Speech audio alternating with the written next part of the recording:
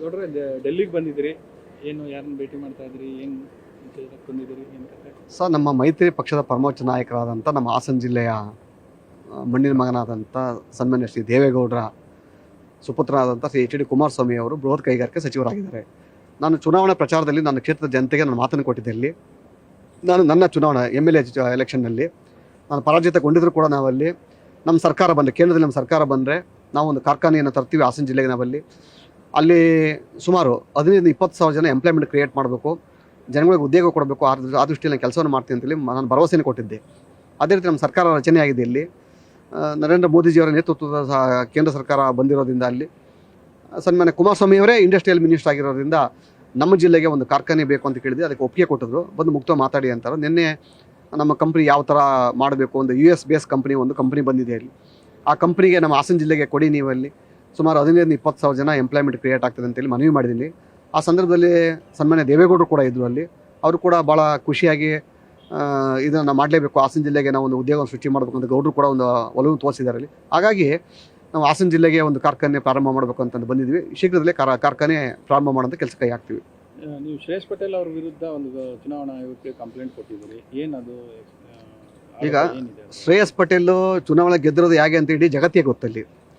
ಯಾವ ಹೆಣ್ಣುಮಕ್ಕಳ ರಾಸಲೀಲೆ ವಿಡಿಯೋಗಳನ್ನು ಬಿಡುಗಡೆ ಮಾಡಿ ಅಲ್ಲಿ ಯಾವ ವ್ಯಕ್ತಿ ಮೈತ್ರಿ ಪಕ್ಷದ ಅಭ್ಯರ್ಥಿ ಆಗಿದ್ದ ಪ್ರಜ್ವಲ್ ರೇವಣ್ಣಂದೇ ವಿಡಿಯೋ ಅಂತೇಳಿ, ಎಲ್ಲೂ ಕೂಡ ಪ್ರಜ್ವಲ್ ರೇವಣ್ಣ ಇಲ್ಲ, ಅವನದೇ ವಿಡಿಯೋ ಅಂತೇಳಿ ಬಿಂಬಿಸಿ ಅಲ್ಲೇ ಸುಮಾರು ಹಲವಾರು ಸಾವಿರಾರು ಪೆನ್ಡ್ರೈವ್ಗಳನ್ನ ಡಿಸ್ಟ್ರಿಬ್ಯೂಷನ್ ಮಾಡಿ ಅಲ್ಲಿ ಹಳ್ಳಿಯಲ್ಲಿ ಮನೆ ಮಾತು ಮಾಡೋ ಥರ ಮಾಡಿದ್ರಲ್ಲಿ ಹೆಣ್ಣು ಮಕ್ಕಳ ಮಾನವನ ಹರಾಜು ಹಾಕಿ ಅವರ ಶೀಲವನ್ನು ಹರಾಜು ಮಾಡೋಂಥ ಕೆಲಸ ಮಾಡಿದ್ರು. ಅದರಿಂದ ಜನ ರೊಚ್ಚಿಗೆದ್ದ ಮತದಾರರು ಅವನಿಗೆ ಓಟ್ ಹಾಕೋದು ಬೇಡ ಅಂತೇಳಿ ಪ್ರಜ್ವಲ್ಗೆ ಅವನ ವಿರುದ್ಧವಾಗಿ ಶ್ರೇಯಸ್ ಪಟೇಲ್ ಓಟ್ ಹಾಕಿದ್ರು. ಸೊ ಶ್ರೇಯಸ್ ಪಟೇಲ್ದೇನು ಓಟ್ಗಳಲ್ಲ ಅಲ್ಲಿ, ಪ್ರಜ್ವಲ್ನ ವಿರುದ್ಧವಾಗಿ ಬಂದಂಥ ಓಟ್ಗಳೇ ಇವತ್ತು ಶ್ರೇಯಸ್ ಪಟೇಲ್ ಗೆದ್ದಿದ್ದಾನೆ ಅಲ್ಲಿ. ಸೊ ಆ ಒಂದು ಅಕ್ರಮದಲ್ಲಿ ಭಾಗಿಯಾಗಿರೋಂಥ ವ್ಯಕ್ತಿ ಕ್ಲೀನ್ ಹ್ಯಾಂಡ್ ಆಗಿರ್ಬೇಕಲ್ಲ ಅಲ್ಲಿ. ಅವನ ಚರಸ್ಥಿರ ಆಸ್ತಿಗಳಲ್ಲಿ ಲೋಪದೋಷ ಇದೆ ಅಲ್ಲಿ, ಸರಿ ಡಿಕ್ಲೇರ್ ಮಾಡ್ಕೊಂಡಿಲ್ಲ.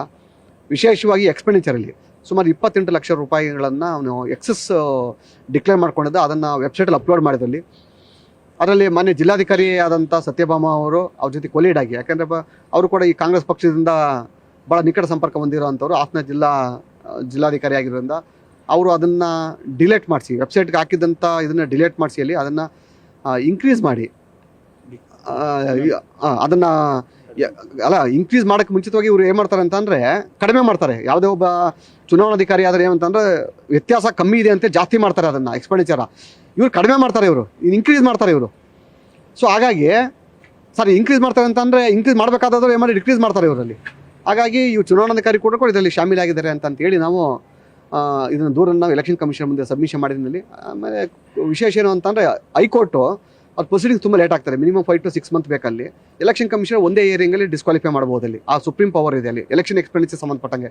ಆ ವಿಚಾರವಾಗಿ ಈಗ ನಾನು ಕೊಟ್ಟು ಬಂದಿದ್ದಲ್ಲಿ ಕೂಲಂಕುಷವಾಗಿ ರಾಜ್ಯ ಚುನಾವಣಾ ಆಯೋಗ ಅದು ಕಳಿಸ್ಕೊಡ್ತೀವಿ ಅಂತ ಹೇಳಿದ್ದಾರೆ. ಅಲ್ಲಿಂದ ವರದಿ ತೊಗೊಂಡಲ್ಲಿ ವರದಿ ಬಂದ ನಂತರ ನಾನು ಕ್ರಮ ತಗೋತೀನಿ ಅಂತ ಹೇಳಿದ್ದಾರೆ. SIT ಅಂದರೆ ನಿಮ್ಮ ಹಾಸನದ ಪ್ರಕರಣ ಈಗ ಪೂರ್ತಿ ಚರ್ಚೆ ಆಗ್ತಾ ಇದೆ ವಿಧಾನಮಂಡಲಗಳಲ್ಲಿ. ಸರ್, ನಾನು ಒಂದು ವಿಶೇಷವಾಗಿ ಹೇಳಲಿಕ್ಕೆ ಇಚ್ಛೆಪಡ್ತೀನಿ ಸದನದ ಎಲ್ಲ ಸದಸ್ಯರುಗಳಲ್ಲಿ, ನೀವಲ್ಲಿ ನೀವು ಫಸ್ಟ್ ಆಫ್ ಆಲ್ SIT ಯಾಕೆ ರಚನೆ ಮಾಡಿದ್ರಿ? ನೀವು ಸದನದಲ್ಲಿ ಚರ್ಚೆ ಮಾಡಬೇಕು ಅಂತ ಪ್ರಾರಂಭ ಮಾಡಿದ್ಮೇಲೆ SIT ಯಾಕೆ ಬೇಕಾಗಿತ್ತು?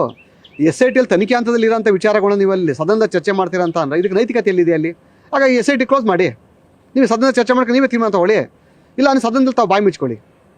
ಸುಮ್ಮನೆ ಜನಗಳಿಗೆ ನಂಬಿಸೋಕ್ಕೋಸ್ಕರ ಈ ಮೂಢ ಹಗರಣದ ಮುಚ್ಚಾಕೋದಕ್ಕೆ ಮತ್ತು ವಾಲ್ಮೀಕಿ ಹಗರಣ ಮುಚ್ಚಾಕೋಸ್ಕರ ಡೈವರ್ಟ್ ಮಾಡಬೇಕು ಅಂತೇಳಿ ಸಾವಿರಾರು ಹೆಣ್ಣು ಮಕ್ಕಳದ್ದು ಮಾನ ಹರಾಜಾಗಿದೆ. ಯಾರು ಹರಾಜಾಗ್ತಾರೋ? ನಯನ ಮೋಟಮ್ಮರ್ಗೆ ಒಂದು ಕ್ವಶನ್ ಕೇಳ್ತೀನಿ ನಾನಲ್ಲಿ, ಯಾರು ನಿಮ್ಮ ಕಂಟ್ರೋಲ್ ಇದೆಯಲ್ಲ ಅಲ್ಲಿ, ತನಿಖಾಧಿಕಾರಿಗಳು ವರದಿ ತರಿಸ್ಕೊಳ್ಳಿ, ಗೊತ್ತಾಗ್ತದೆ ಯಾರು ಹರಾಜಾಕಿರೋ ಅಂತೇಳಿ. ಎಲ್ಲ ಮಾಹಿತಿ ಸಿಕ್ಕಿದೆ ಅಲ್ಲಿ, ಭಾಳ ಪ್ರಾಮಾಣಿಕ ತನಿಖೆ ಮಾಡ್ತಿದ್ದಾರೆ SIT ಅವರು, ಅವ್ರನ್ನ ತೆಗೆಸ್ಕೊಳ್ಳಿ ಸಿಗ್ತದೆ ನಿಮಗೆ ಅಲ್ಲಿ. ಹಾಗಾಗಿ ನೀವು ಬೇರೆಯವ್ರ ಬಗ್ಗೆ ಬೆಳೆ ತೋರಿಸಿ ಮುಂಚಿತವಾಗಿ ಈ 4 ಬೇಳೆ ನಮ್ಮನ್ನು ತೋರಿಸ್ತಿರ್ತದೆ ಅಲ್ಲಿ. ಸರ್ಕಾರ ಭಾಳ ಗಂಭೀರವಾಗಿ ಇದನ್ನು ಪರಿಗಣಿಸಬೇಕಾಗ್ತದೆ. ಅದರಿಂದ ಸದನದಲ್ಲಿ ಚರ್ಚೆ ಸೂಕ್ತವಲ್ಲ ಅನ್ನೋದು ನನ್ನ ಭಾವನೆ. ಈ ವಿಚಾರಗಳೇನಾದರೂ ಇಲ್ಲಿ ಚರ್ಚೆ ಮಾಡಿದ್ರೆ? ಖಂಡಿತ ಮಾಡಿದ್ದೀನಿ, ಯಾಕಂದರೆ ಅವ್ರ ಕುಟುಂಬದ ಮೇಲೆ ದೊಡ್ಡ ಪರಿಣಾಮ ಬೀರೋದ್ರಿಂದ ಸತ್ಯಾಸತ್ಯತನ ದಾಖಲೆ ಸಮೇತ ಕೊಟ್ಟಿದ್ದೀನಿ ನಾನು ಅವರಿಗೆ ಅಲ್ಲಿ. ಎಚ್ ಡಿ ಕುಮಾರಸ್ವಾಮಿ ಅವರಿಗೆ ಸತ್ಯ ಇವತ್ತು ಅರಿವಾಗಿದೆ. ನಾನು ಸುದೀರ್ಘವಾಗಿ 2-3 ಗಂಟೆಗಳ ಕಾಲ ವಿತ್ತು ದಾಖಲೆ ಸಮೇತ ಕೊಟ್ಟಿದ್ದೀನಿ ನನ್ನಲ್ಲಿ. ಆಗ ಅವ್ರಿಗೆ ಮುಂದಿನ ದಿನಗಳಲ್ಲಿ SIT ಅವ್ರು ಏನು ಹೊರಗೆ ತರ್ತಾರೆ ಅದ್ರ ಮೇಲೆ ಡಿಪೆಂಡ್ ಮಾಡಿಕೊಂಡು ಮುಂದಿನ ಹೋರಾಟಕ್ಕೆ ಅವರು ಕೂಡ ಕೈ ಜೋಡಿಸ್ತಾರೆ. ನ್ಯೂಸ್ ಫಸ್ಟ್, ನಿರ್ಭೀತಿಯಿಂದ ನಿಮ್ಮ ಪರವಾಗಿ.